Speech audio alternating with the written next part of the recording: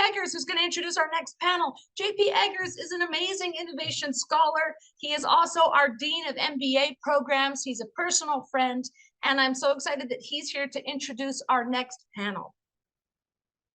Thank you, Melissa. Thank you, Tansi. That was fantastic. Really excited to see everybody here, and really excited for this next panel because this is NYU. We're deeply focused on cities. We're focused on urbanization, and the perfect overlap between the goal of this conference event and NYU is to think about the environmental impact of cities and the ways in which we can do a better job and where the opportunities for being innovative actually lie. When Melissa and I were talking about who would be the right people, especially maybe the right person to help lead a panel discussion on this, to be honest, there was only one name that came to mind instantly, and that was Laura Fox. Laura is a superstar Stern alum, someone we're incredibly proud of, and we're incredibly happy to have her deep engagement with Stern on a regular basis, hosting students, teaching classes, talking with faculty, helping make connections for people. It's really just been fantastic. Laura, after being at Stern, spent time at BCG, then spent time as well at Lyft working on the City Bike project and kind of leading the City Bike initiative here in New York City, which I've been a very big user of and so a big fan of as well. And more recently has left that. And I want to make sure I get this right because I always confuse Streetlife and what was the one before this that was part of your background before? But I want to make sure that, okay, Streetlife Ventures. I worked at Sidewalk Labs also. Sidewalk, so see, I'm like, Sidewalk, Streetlife, I'm like, I get urban infrastructure. That's the one that I got confused on for a second. Has recently started Streetlife Ventures to be looking at ways that we can think about the venture investing side of helping to spur growth and innovation through small startups in the urban innovation landscape. With that, let me hand it over to Laura, who will then introduce us the rest of the panel and we'll moderate things from here. But thanks again, Laura, and thanks everybody for being here. Really appreciate it. Yeah, thanks, JP. I think as JP mentioned, cities are a really important point when we start thinking about climate. I think just a couple facts to share with folks as we start to ground the conversation with these really exciting panelists. More than half of humanity lives in cities, 70% of emissions come from cities, and we're going to have another 2.5 billion people move to cities. So that means those challenges are going to continue to go up and to the right. And so really believe that cities are the key locus that we need to be thinking about when we think about having an impact on climate change. And I think as all of us know, right, climate change is no longer theoretical, right? We're seeing flooding in New York City, we're seeing orange skies and starting to see some of the heated temperatures, 1.8 degrees of warming in September alone, I think an 80-degree weekend this weekend. And so a lot of things are becoming much more present than the abstract concepts that we were talking about maybe just as close as 10 years ago. And so how we build, rebuild, think about our cities over the next 30 years are going to have a profound consequence on humanity and also going to be a profound economic opportunity to make these big transformations. And so I'm really excited to bring together this group of panelists who are working on these issues deeply across the system. So I will ask everyone to introduce themselves quickly, just very high level, maybe a minute, and a fun fact, because I think including a little bit of that is always nice. We'll get much more deeply into each of the organizations and companies as we get out through the conversation. So Daria, do you want to start? Great. Good morning, everyone. Thank you so much for having me. I'm Daria Siegel. I'm a vice president at the New York City Economic Development Corporation. If you're not familiar with EDC, we're the city's nonprofit economic development arm. And we focus on making New York City, creating good jobs for New Yorkers, improving infrastructure in neighborhoods, anything related to economic development. I personally am focused on the growth of industries through an inclusive and equitable economic development lens. Particularly, I'm focused on the technology sector at large, but have worked on an initiative that I'll be speaking about, focused on unblocking a lot of the challenges of adopting climate tech solutions. And a fun fact. Oh, I'm sorry. Oh, I was trying to avoid that one. This is not maybe that fun, but NYU panel, I'm a Wagner alum, so I can plug that. Amazing. Shabazz, you want to go next? Hi everyone, Shabazz Stuart. I'm founder and CEO of Oonee.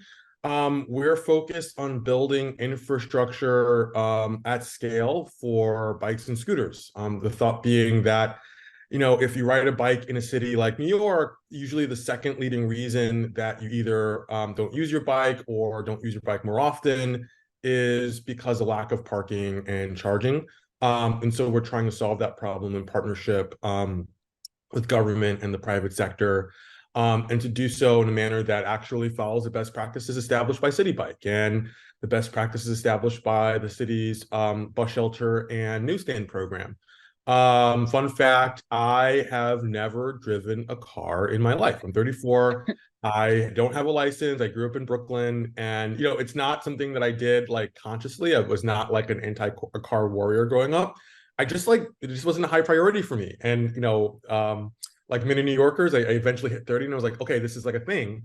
I would like to learn one day, just because in every zombie apocalypse movie, like there's always like a car you have to get in and drive away. So I really would like to learn, but I just hasn't been a high enough priority. And I want more Americans to be able to live that life. And so for me, micromobility and public transit and walkable cities has become a passion. Awesome. And Shabazz will be getting away from the zombie apocalypse on a high-powered e-bike with his rattle. It's always good to have our plans in place. Jeff, do you want to go next? Sure. Thanks for having us. This is Jeff Prosserman, co-founder and CEO at Voltpost. We're on a mission to decarbonize mobility by democratizing charging access. And we do that by retrofitting existing lamppost streetlights into an EV charging platform. And by doing that, we can really hope to get everyone to go from gas to electric by providing convenient and affordable access across all communities. And yeah, excited for the panel today. You're also skipping the fun fact, Jeff. Oh. Fun fact is difficult, to be honest.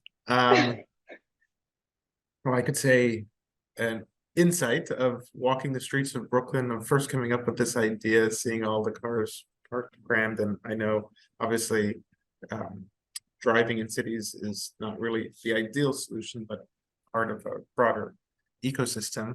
I guess the first idea dawned on me while walking my small pup around the block and pausing in front of a lamppost, and me thinking about how do we improve charging infrastructure in a city like New York. And that has now spiraled into 3 years of my life to actually make this a reality.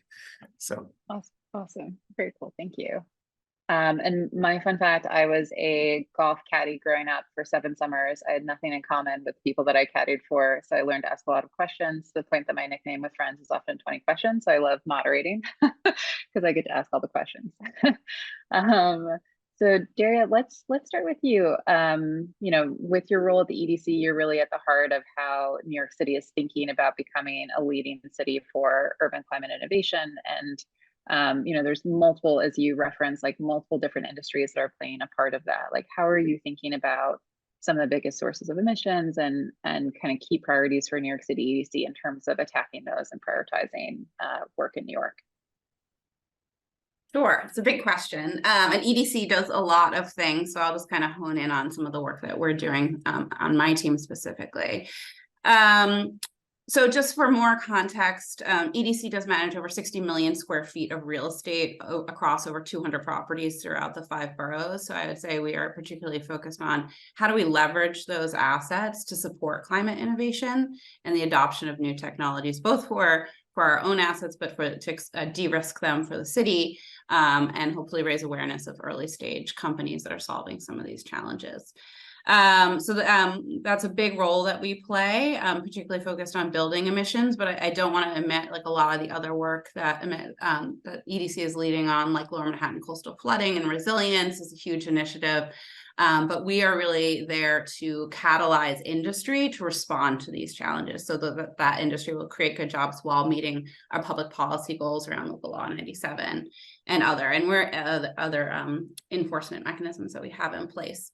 We also project manage over $9 billion of city capital ourselves on behalf of other agencies over 170 different individual projects. So these are kind of tools in our toolkit, I would say, that we're leveraging to grow this industry. And we also speak about climate tech in a more broad framework around the green economy, which includes things like offshore wind, buildings, energy, mobility. We're doing a lot around EV charging ourselves. And so that's an umbrella term that we use that we're really focused on how to support its growth and thinking about how to make sure the sector remains inclusive and creates opportunities for all New Yorkers. So that's kind of high level, some of the work that we're doing, but, also leveraging all the opportunities at the state and the federal government as well, since this is such a unique and important moment in time to really support the growth of the sector. Yeah, and you mentioned buildings. I think Shabazz and Jeff are both great mobility founders. Buildings and mobility are the biggest sources of emissions globally and within cities, and have been having a lot of conversations with folks recently on Local Law 97, and paired with, the Inflation Reduction Act and infrastructure bills and things like that. There's actually an incredible way in which the public sector is subsidizing dramatic private sector opportunity right now within buildings. And I think the more that we talk to folks, to your point, Daria, about how, private sector is benefiting, right, in terms of lower costs, great solutions, higher value add for properties, and climate benefits sometimes being tertiary. I know that this group and probably attendees are climate primary, but for some of the established real estate entities in particular, have oftentimes seen some of those conversations work best when we're talking about things that hit their P&L and balance sheets first. Absolutely. And, we didn't mention venture capital. That's something else that we really measure the growth of the sector over time. And we're seeing incredible growth in climate tech investment in New York City. And so that's a huge opportunity for New York to capture. And again, in tandem with our public policy goals, we can really catalyze and grow this industry. Yeah, awesome.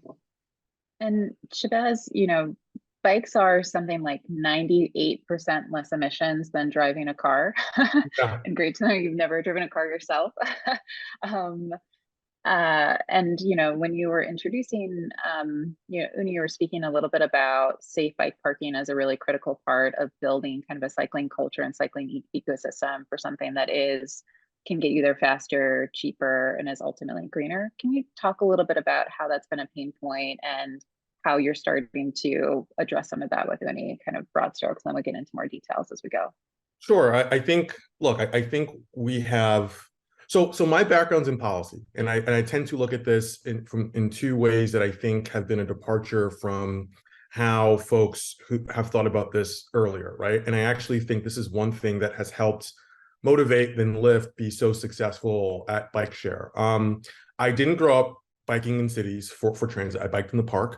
I began biking in college in Boston, and I grew up on public transit. I grew up thinking about how we could use transit to democratize, to borrow Jeff's terminology, mobility in cities, right? And so when I began cycling in New York, I returned to New York after Boston. I realized that cycling was in the Stone Age, right? We were on our own personal bikes and had gotten used to this idea that you could leave your bike, hooked up to a pole, and then maybe you'd come back, and then the tire would be missing, and you wouldn't have anyone to call. You talk to the cops, they'd say, "Good luck, sorry, we're out of money." I got a flat tire in Brooklyn once, and it was like 7:30 p.m. And so I had to drag my bike. There was one open bike shop, and I had to drag it to the bike shop, and there was no way to there was no idea to even identify if my bike was mine. So this was this kind of.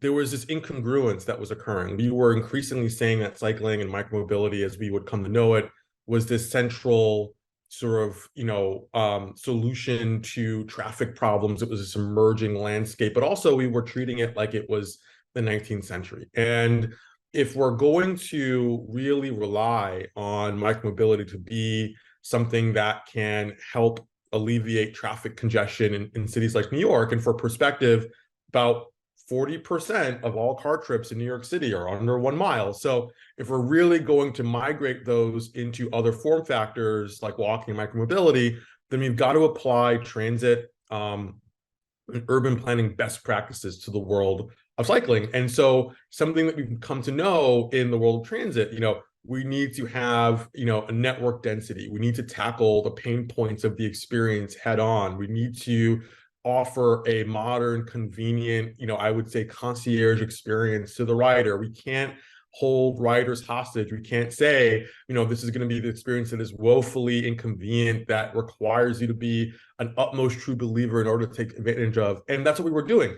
And so what we tried to do with Oonee was, look, let's unpack the experience of using a bike in a city like New York, and over and over and over and over again. And people would say, well, I don't want to ride my bike. I buy the safety argument. I bike sometimes, but I'm not biking to work because I don't have any place to put my bike, and I don't want to lose my $10,000 like nice carbon fiber bike, or I don't want to have my $2,000 bike, tire missing. It's just a really annoying experience. And so building out this network of charging, parking, and eventually service centers will allow us to create a landscape where cycling is not just safe. I think safety is necessary, but not sufficient, but it's convenient and reliable. And only when we have that ecosystem in place will we have a dynamic where people are actually taking advantage of micromobility, in their daily sort of lifestyle. It's not just a novelty.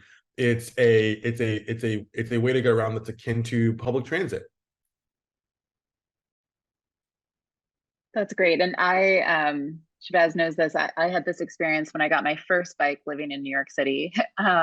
I just graduated from NYU, like feeling very poor, right? You've just finished getting your MBA, but I got this fellowship to go work in China, and I got $10,000 for the fellowship. And I was like, that's more money than I'm gonna spend in China for 3 months. What's the thing I want most in the world? And it was a bike. And the first day I had the bike, I rode up to MoMA and parked it right in front of the doors, thinking like, this is going to be Jane Jacobs kind of city, eyes on the street.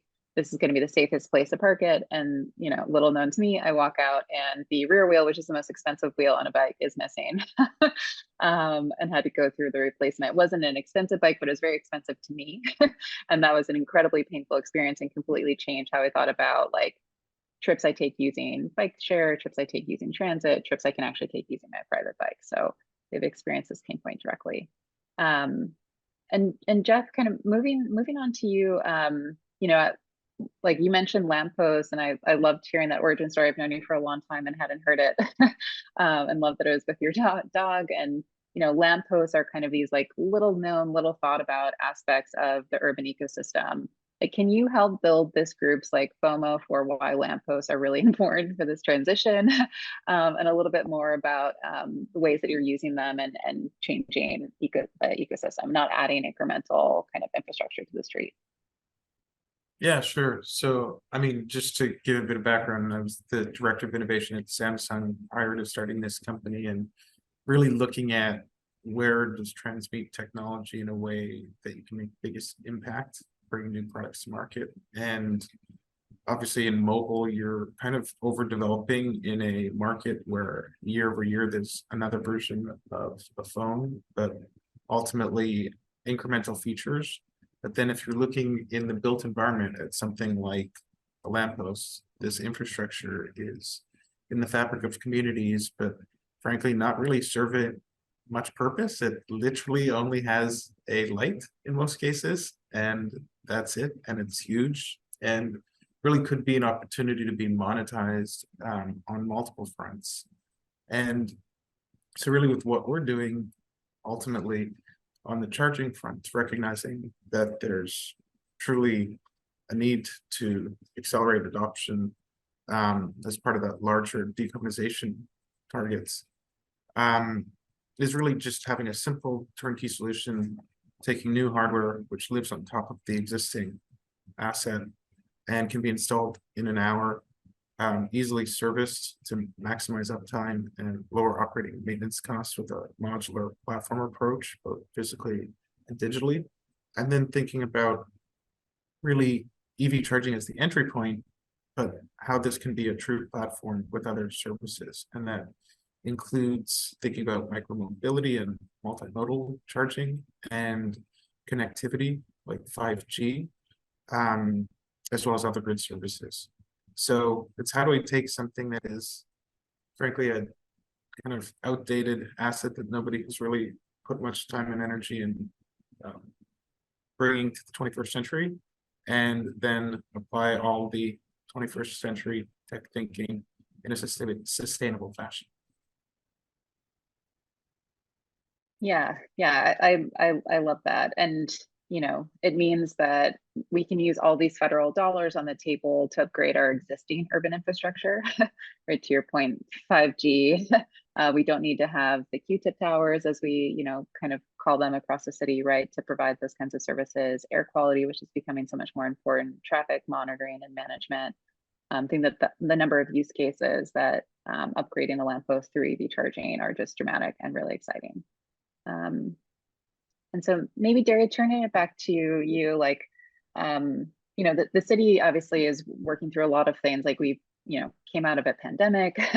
We're thinking about commercial office space. We're thinking about climate. A lot of things top of mind. And one of the reports that EDC co-authored was on New New York and thinking about a set of initiatives to kind of take us out of, you know, dark moment for the city towards, you know, what did some of those next steps look like? And as part of that work, there was a lot done on, and has been owned by EDC since, on how the city can kind of improve on working with earlier stage startups and help grow some of these industries and the future of New York City's economy as a result.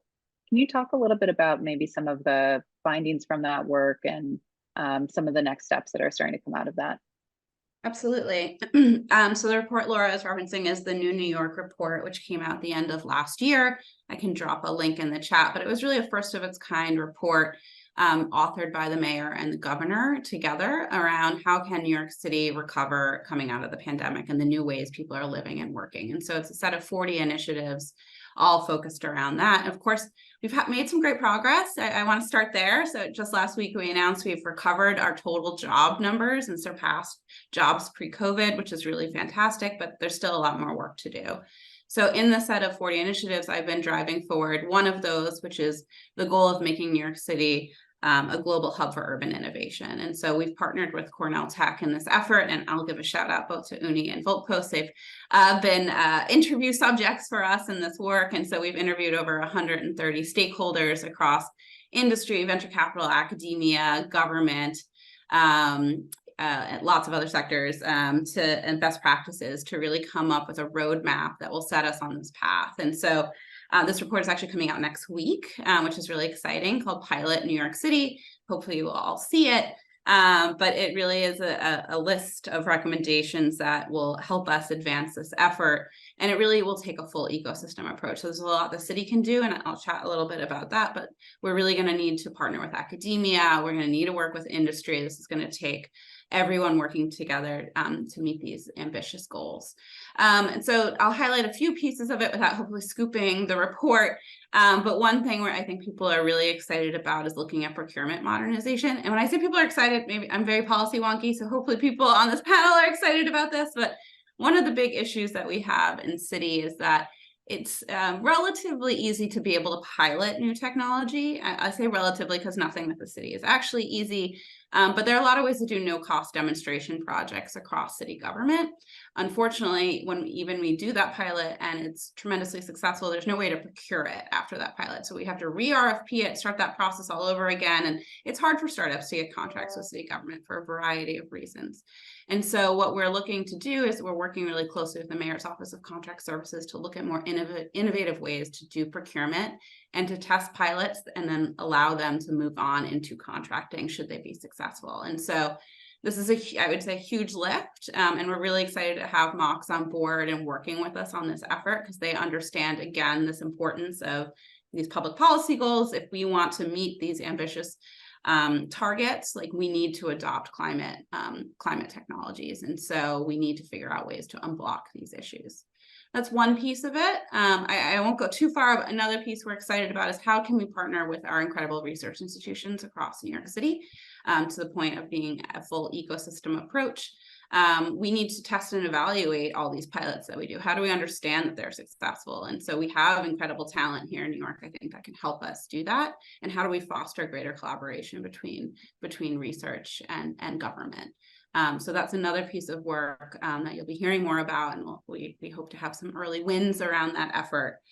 And then additionally, just a shout out on resources in case it's helpful for any of you. There are a lot of pilot locations that are opening up around New York City. So for one, EDC has launched pilots at BAT, which is the Brooklyn Army Terminal, which is a huge industrial campus in Sunset Park. And we're opening that up for climate tech innovations.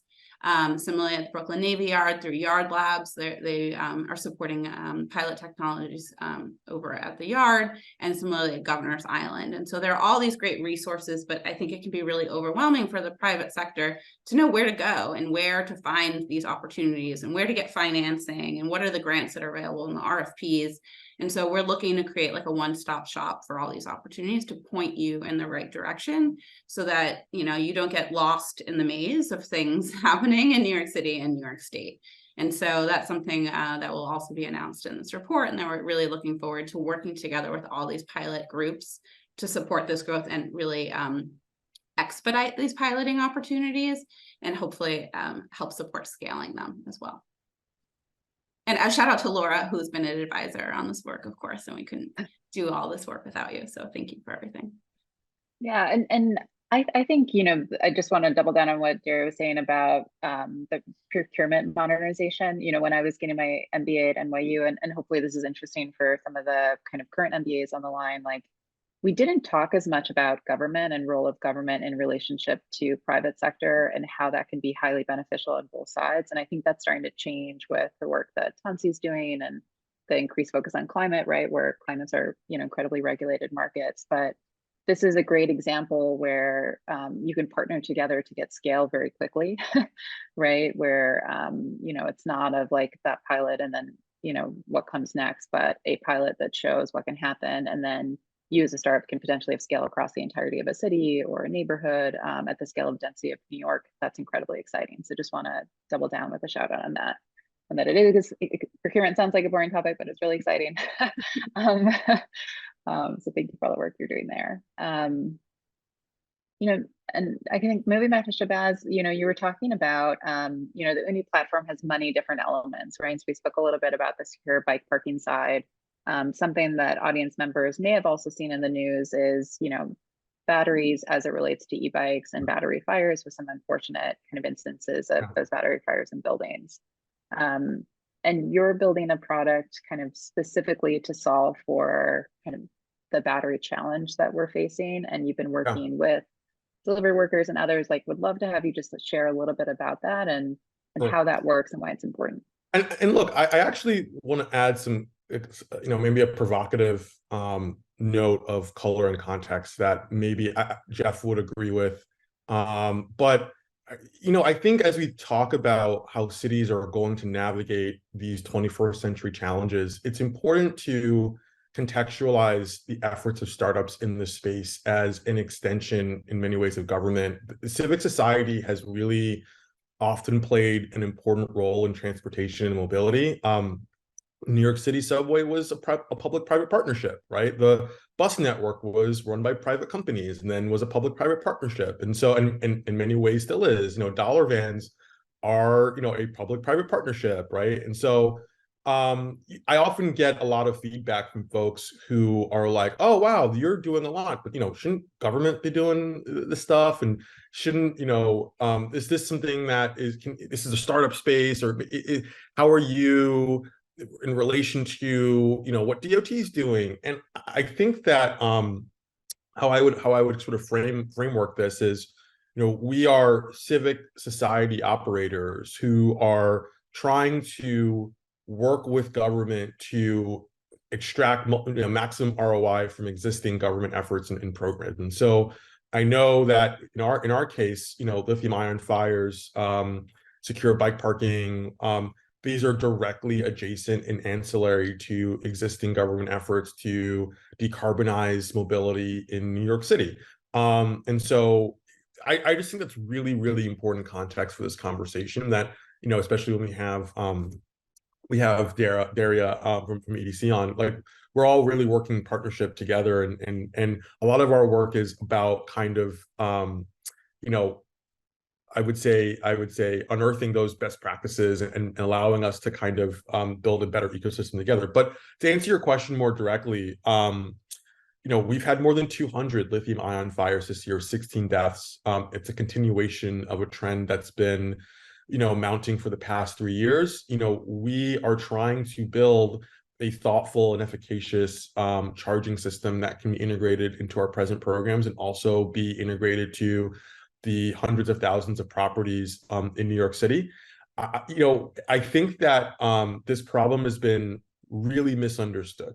We have 75,000 plus delivery workers in New York City, many of whom don't need one battery, they need 5 batteries. And it's just really, really hard for them to get, affordable, high quality replacement batteries and chargers. And, unlike your laptop or cell phone, you're not taking your laptop out and riding around with it in the rain. You're not parking your laptop outside on the sidewalk in New York City. That battery isn't getting, hit by 95-degree weather and then get hit by freezing temperatures, right? And so the battery, even if it's a UL certified battery, that battery is going to age much faster than a traditional lithium ion battery that would be found in a car or in a laptop. And so there needs to be a way to determine the health and safety of the batteries in real time as they're charging. And we found that there hasn't been that kind of technology platform that's been developed or deployed, while Europe and Asia have been, much farther ahead than we have, right? And so we know that platform can exist.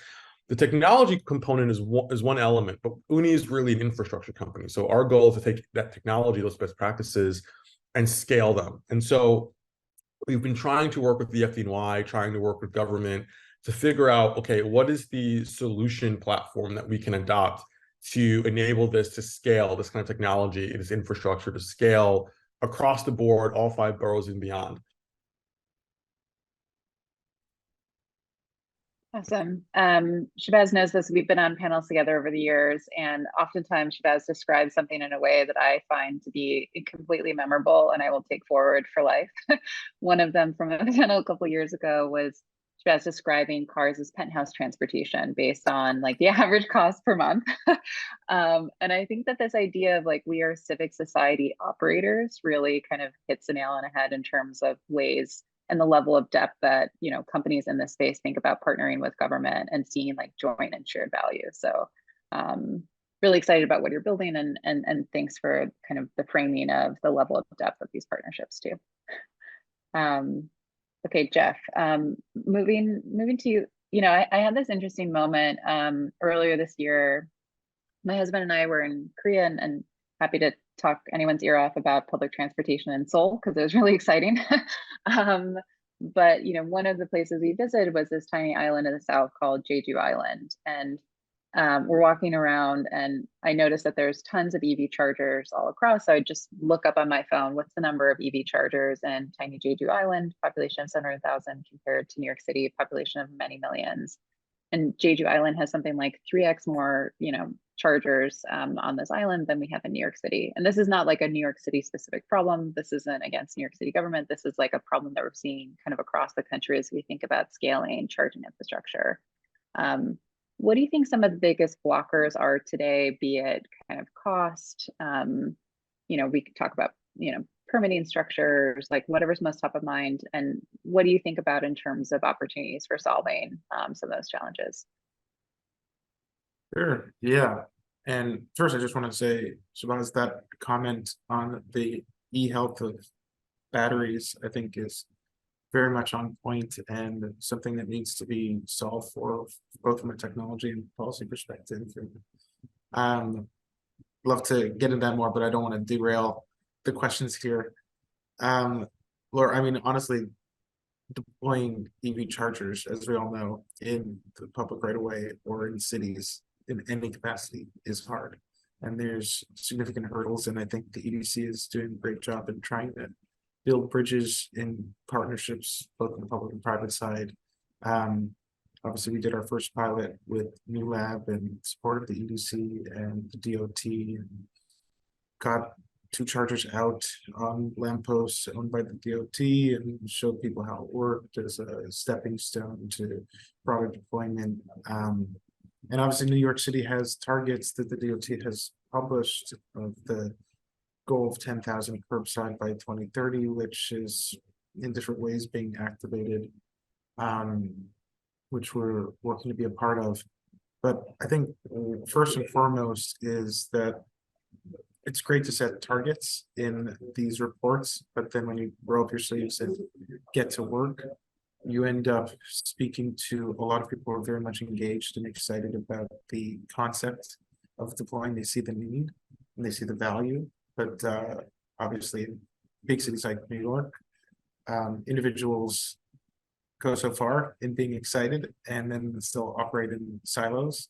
And we, in our early days, frankly, in just customer discovery 2.5, 3 years ago, found that there was such excitement between like the DOT and the mayor's office and Con Ed and all these disparate parties, EDC, and it was like, okay, great, let's do something. And then there was no real step to be taken. And frankly, I think through the interest that we built between all these individuals and then at New Lab as well, kind of in a kind of backdoor way, ended up creating a program around the need, just through bridging everyone together.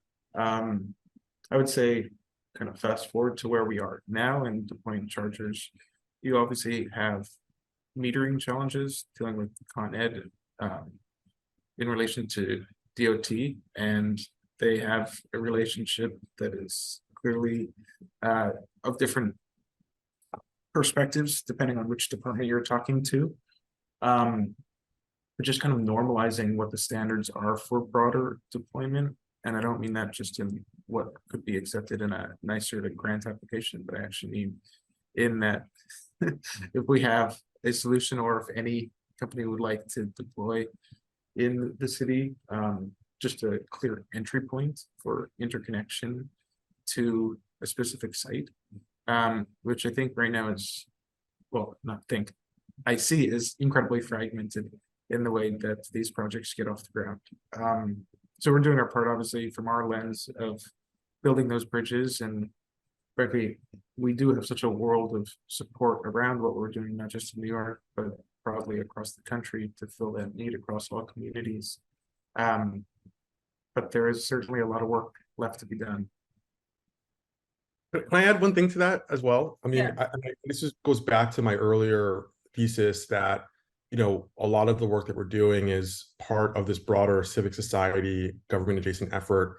When you hear, and Jeff, feel free to disagree, but with Oonee, you know, I think 80% of our work is in, frankly, just tackling red tape with government, you know, creating a framework that can be successful with government for scale, and, you know, working with communities to build a coalition for this kind of infrastructure that's politically viable.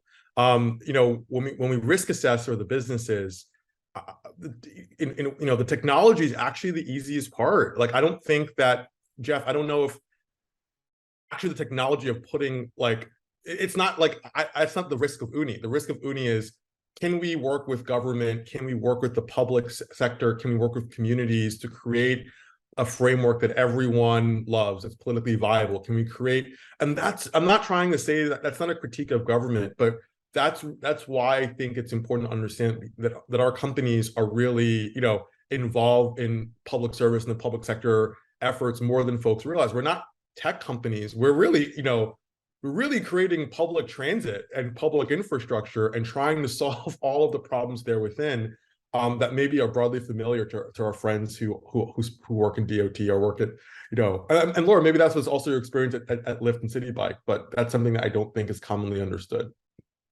Yeah, just to double down on that, I mean, it's effectively project development companies that have a technology component where you may think originally that you were creating some kind of innovative tech, but you actually have that piece of a much broader puzzle that you're pulling together and building capacity across different working groups, between different public groups, private sector, etc. Because if you don't have that, then frankly, develop any kind of technology in a bubble, and it's just an interesting demonstration. That's right. My investors will ask me, you know, that, well, to get the technology, we'll say, what's your proprietary model for working with communities, working with governments across the country to actually get this to scale? And that's, you know, and how have you done that? That's really the question that we probably get the most. Yeah, we it's funny. It's really, we oftentimes talk about policymakers as market makers, to your point, right? And I think that there is incredible potential to both like for the public sector to kind of create new markets and then to help private companies kind of navigate who are civically minded and creating for the civic good. And I think one difference that is not well understood, right? You know, sometimes within, again, like a business school environment, people will talk about like private market only opportunities. And I think even if you look at buildings in which maybe someone who's buying a technology is a real estate owner, if you're going to do on-site battery storage, like you're going to have to work with a Department of Buildings or a fire department or other kind of groups within a city. And if you're doing something on the mobility side, anything in the public right of way inherently involves a partnership with government in order to scale. And so I think that like the model that you're speaking about and the like having, you know, that public sector model from the beginning is really important, Shabazz. And I've gotten asked the question over the years, like, well, why can't we just do the Uber model? And it's like, well, I think that that's a like that was a one-time, you know, I don't know if we would call it a success from an urban perspective. I think it was a business success for them, but that's not a model that, you know, cities are willing to kind of tolerate moving forward and become much smarter too. And so I think it's really important. That model. I don't even question if it was a business success. Yeah. And also cars are deregulated in cities, you know, but that's the other truth. Like, you know, quick anecdote, like it's one of the reasons why we have a curbside bike parking unit, right? And we did an official DOT pilot. The DOT pilot had to be moved every 29 days because there was no framework in city government for putting something that was not a car in a parking space for longer than 29 days if it was, you know, a private public partnership. They had to be either owned by the city, which we tried to do, just give it to them for $1, or it had to be a car, right? There was no concessionary framework. And so I don't think the Uber model would work for Jeff or for myself, even if this were 2005, because a fixed asset, you know, it's something that's completely different. And I'm going to open it up now for Q&A from kind of attendees, and we can supplement with additional questions and things like that as we go. But I think that there's a question that's come in that I'm interested in all 3 your perspectives to start with that's really related to this topic, which is what has been the most effective in building public coalition, and what do you think are areas that work? And I wonder, Daria, if you want to start this time. On this one from your perspective, what you've seen work with the city, and then we can kind of go around the group. Start with an easy one. I think there's sadly or unfortunately, like not a one size fits all answer to this question. I will say sometimes, especially now that EDC has a framework for piloting on our assets, that like we can be an early, easy first group to work with, that we can also introduce things to other agencies. So I would definitely recommend checking out pilots at BAT. More and more agencies are creating these like innovation teams and doing really innovative work. I call out DEP as one great example, working with the Partnership for New York, that they just launched their environmental tech lab, where they're really putting out what their challenges are and opening it up for people to provide solutions. And hopefully they will be, you know, end up being the customer for that solution, which is really fantastic. And so we're seeing more agencies do that, but it is like kind of agency by agency at this point. And we're hoping through the development of this initiative that I'm working on that we can have a one voice for these challenges through this pilot network of Brooklyn Navy Yard, Governor's Island, and us and others. And OTI, I should also mention, the Office of Tech and Innovation recently launched their Smart City Testbed, which is really an open call for startups that want to you know, share the opportunity with city agencies, and that they will help support, almost serving as a consultant to different agencies on what their tech challenges are. So that's really incredible. So we're making progress and inroads, and hoping to really unblock some of those issues. And also, we want to stand up new locations as we see demand, right, from these new innovations. Like Brooklyn Army Terminal isn't going to solve all these innovation challenges, and so we want to see what the demand is, and we can work to surface new opportunities. So as an example, we did a pilot with Floyd Bennett Field with electric fish, right? Because we didn't have the right location to do that, and we were able to set that up. And so we look to do more of that into the future. Yeah, and just a quick shout out too. I think one thing that often comes as a surprise to entrepreneurs that have less experience in this space than Shabazz and Jeff is like that the city is oftentimes the largest asset holders on a number of categories, be that offices, industrial, residential with NYCHA and others. And so both in terms of the testbed and pilot sites that you're providing, which are incredible and really helping like pre-commercial products really test out and work out the kinks with government hand in hand.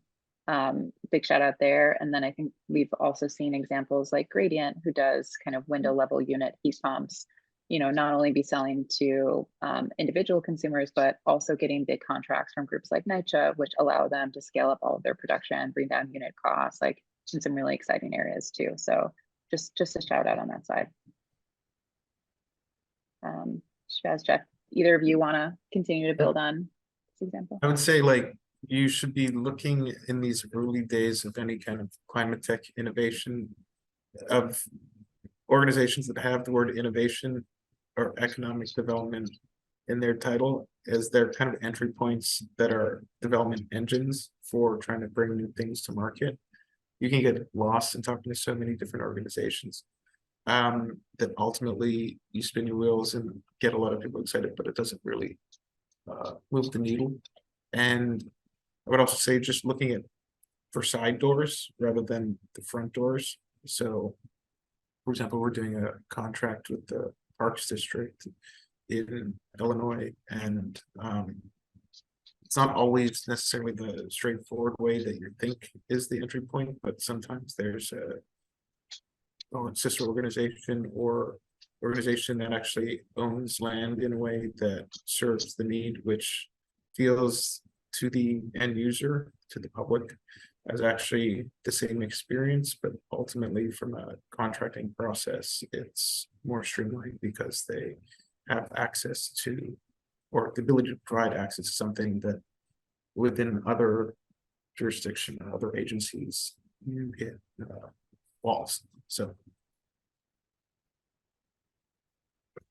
You know, my perspective on this is a little bit different, and this isn't complicate or even negate the great comments that have come previously, but I think that when you're working in a city, the most underappreciated element often is that you have to deal with politics, and you have to deal, you know, with communities. And so can you build a coalition, and can you establish authenticity and credibility on your subject matter? And so for us, you know, when we first started the business, I think a lot of our investors were really skeptical about you know, really being public facing with our efforts. And we spent a lot of time in 2018 and early 2019 spinning our wheels and frankly going to like talk to city council members, talking to people in City Hall, and people were like, why does anyone need bike parking? This is not a solution that people want. Like, this is not something that we consider a high priority. And we found ourselves really, that just wasn't true. You know, it just wasn't, how could that possibly be true? And we then, you know, got on Twitter and really spent a lot of time building a community, spent a lot of time grassroots organizing. We were proud of the fact that we had built our solution policy first and the business model to support the policy solution. And so, you know, we really, we went community by community and spent time presenting as community boards. We had community boards write letters.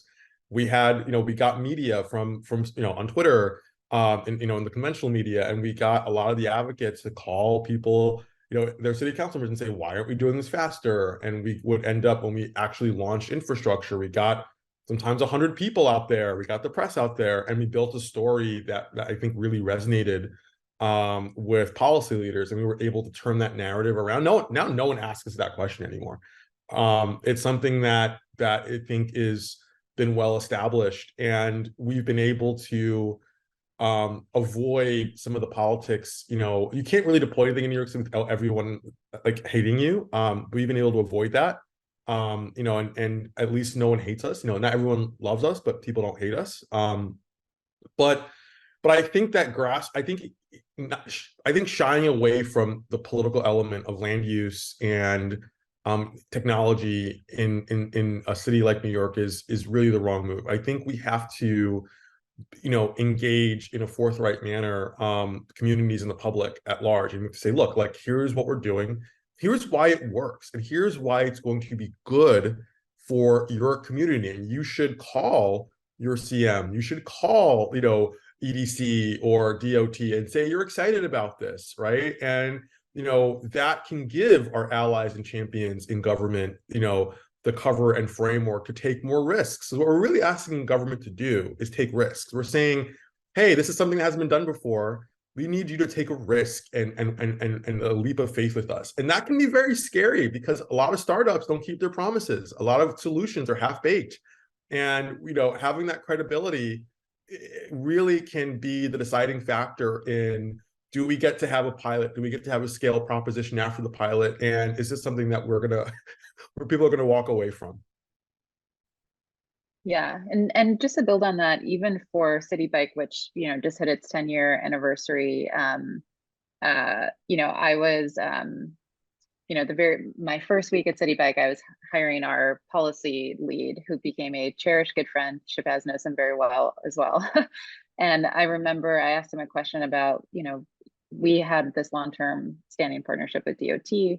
It's critical to the success of City Bike, you know, to just speak to the DOT side, you know, City Bike as an idea actually came from the DOT commissioner at that time, Jeanette Sedekon, allocation of street space. DOT has an entire team dedicated to this work. But it's still challenging for the reasons that Shabazz mentioned in terms of like continued expansion of the system to neighborhoods that haven't had the system before and are having to give up parking spaces. And so when I was interviewing this member of the team and asked him, like, what's the way that you're thinking about working with DOT and government, he started listing probably 25 different community-based organizations that he planned to talk to and, you know, work with as we thought about expansion of the system.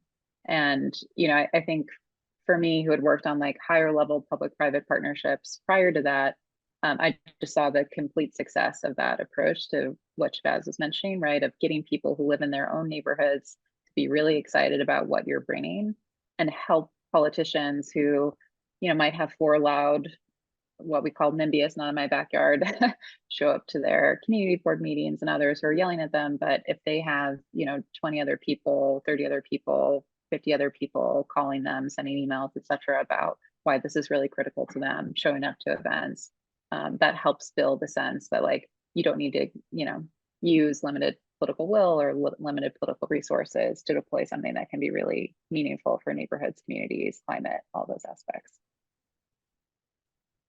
So big believer in that too. There's a specific question that came through around, is there a place to find a list of city-based innovation agencies, or does one need to research topic by topic to find the right innovation agency? Daria, I wonder if you can speak to that in New York, and then, you know, Jeff, Shabazz, if you have tips for outside of New York too, thinking about this. I mean, I think the best source of information right now is to go through the OTI testbed application, because they could really connect you with the right people based on the pilot or technology that you're doing. So that would be my recommendation. Otherwise, I mean, you all can correct me. I don't think there's like a one place to find these people, but I would, you know, many of the agencies that are place-based have people working on innovation. It's just, other than LinkedIn, I don't know that there's an easy place to find them, but I would also rely on the ecosystem. The climate tech ecosystem in New York is strong and very interconnected, and you all can speak to this, I think really are helpful to one another. And similarly, EDC would do the same. You know, I think the benefit of working in New York is that New York is probably the biggest stage in North America in terms of case studies, right? If you can make something work in New York, I think it's very different than making something work. And I love Denver. I'm not picking on Denver, but it's very different than making something work in Denver, right? Because it's perceived to be among investors and among other public, agencies in the country, this really tough place to get things done, right? Like, no one's going to give you a tougher time in terms of on street, physical like wear and tear. The procurement here is more difficult than it is in other places. The politics here are more rough and tumble than they are in other places. Just the realities of working in New York are more expensive, and if you can get it done in New York, it's a really wonderful case study. And so, one of the questions we got early on was, does it make sense to start in New York, right?